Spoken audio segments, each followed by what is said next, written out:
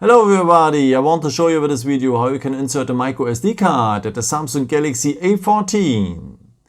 For that we will need first of all next to the phone the SIM ejection tool, and it should be part of the box if you have put it back, and it should be here. So here's been the phone in previously, and here you will find you should find the SIM ejection tool.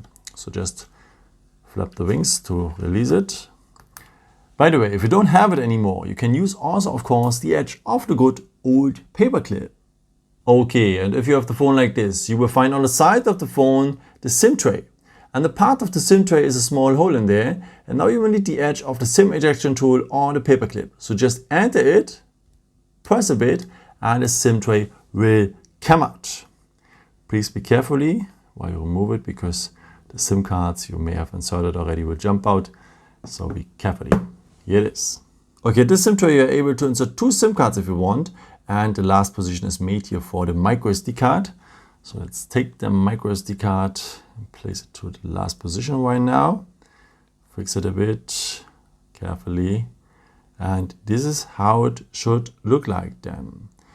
So you can use it also, of course, with 2 SIM cards, 1 or 2, it doesn't matter.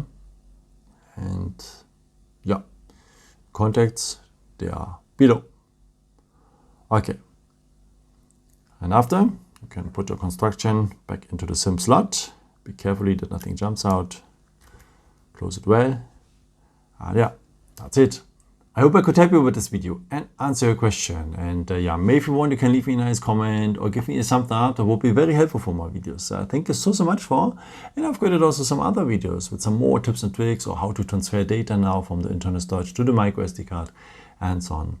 And if you want, you can also subscribe me to don't miss a new video if you have done it before. Thank you so much for your support, and maybe until next time.